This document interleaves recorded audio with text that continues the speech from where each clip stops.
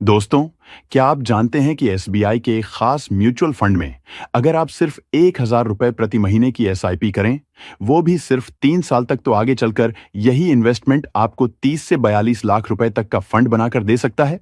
ये सुनने में भले ही थोड़ा चौंकाने वाला लगे, लेकिन जब आप इसके पीछे की स्ट्रेटजी और लॉजिक जानेंगे, तो आप भी कहेंगे कि अरे हाँ, ये मुमकिन है। अब आपका सवाल होगा, कैसे, कितने सालों में और किन शर्तों पर? यही सब जानेंगे आज की इस वीडियो में, वो भी एक रियल एग्जाम्पल के साथ। तो बने रहिए हमारे साथ वीडियो के अंत तक। दोस्तों, हर किसी की जरूरत अलग अलग होती है। जैसे किसी को भविष्य में अपनी बेटी की शादी के लिए पैसों को जमा करना है, किसी को अपने बेटे की पढ़ाई के लिए पैसों को जमा करना है, या किसी को अपने रिटायरमेंट की प्लानिंग करनी है। तो दोस्तों, आज हम आपको एसबीआई की एक ऐसे म्यूचुअल फंड के बारे में बताने वाले हैं, जिसमें अगर आप हर महीने 1,000 रुपए की इन्वेस्टमेंट करेंगे, तो लाखों का फंड तैयार हो जाता है। दोस्तों, यहां पर हम कोई मजाक नहीं कर रहे हैं। आपको हम यहां पर एक एग्जाम्पल के साथ बताएंगे कि किस प्रकार म्यूचुअल फंड में कंपाउंडिंग की पावर काम करती है, जिससे आपका पैसा बहुत ही जल्दी बढ़ता रहता है। तो दोस्तों, आप अगर 1,000 रुपए की हर महीने इन्वेस्टमेंट करके लाखों रुपए का फंड बनाना चाहते हैं, तो यह वीडियो आपके लिए बहुत ही इंपॉर्टेंट होने वाली है। तो इस वीडियो को आप शुरू से लेकर लास्ट तक बिना स्किप किए पूरा देखें। उससे पहले आपसे एक रिक्वेस्ट है कि आप इस वीडियो को एक लाइक कर दीजिए। दोस्तों, जैसा कि आप सभी लोग जानते हैं, एसबीआई एक सरकारी कंपनी है और यह लगभग 12 लाख करोड़ रुपए के म्यूचुअल फंड मैनेज करती है। वैसे तो एसबीआई के बहुत सारे म्यूचुअल फंड है, जिसमें आज हम SBI large cap direct plan growth के बारे में बताने वाले हैं। दोस्तों, अगर हम इस फंड के एनआईबी की बात करें, तो इस प्लान का अभी जो एनआईबी चल रहा है वह है 101 रुपए 42 पैसे। एनआईबी किसी भी म्यूचुअल फंड के यूनिट प्राइस को कहते हैं। इस म्यूचुअल फंड के 6 महीने के रिटर्न की बात करें, तो इसने 6% का रिटर्न दिया है।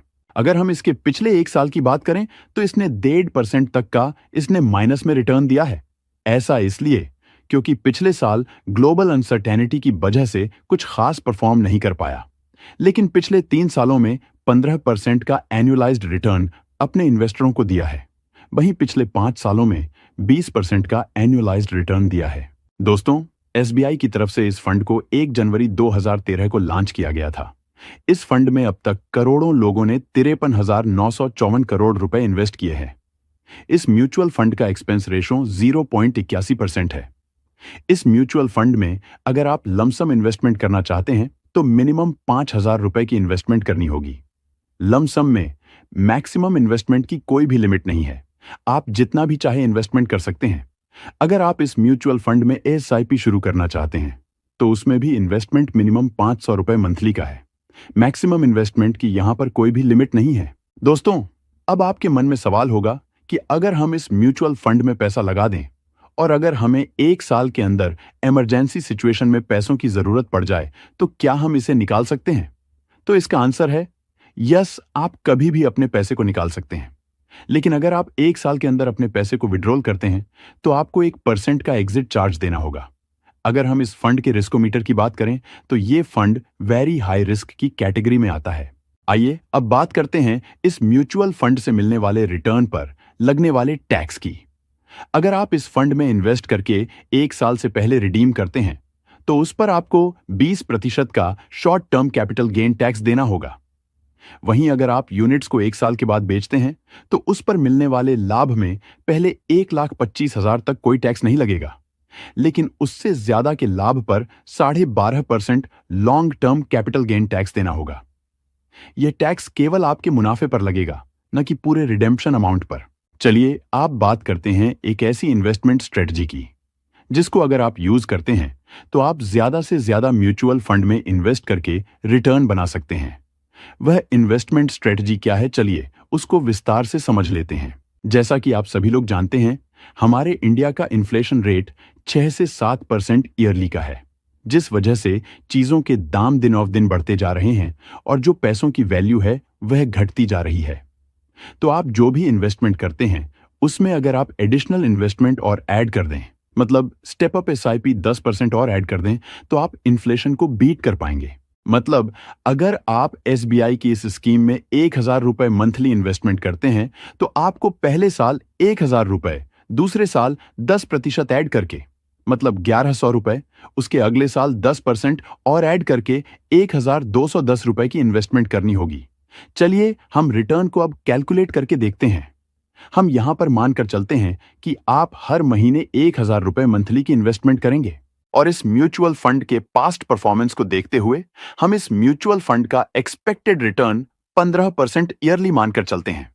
क्योंकि मॉर्निंग स्टार की एक रिपोर्ट के अनुसार ज्यादातर लार्ज कैप म्यूचुअल के हिस्टोरिकल रोलिंग रिटर्न मैक्सिमम 15% के आसपास ही रहे हैं, तो इस कैटेगरी के फंड में आपको इससे ज्यादा एक्सपेक्ट भी नहीं करना चाहिए।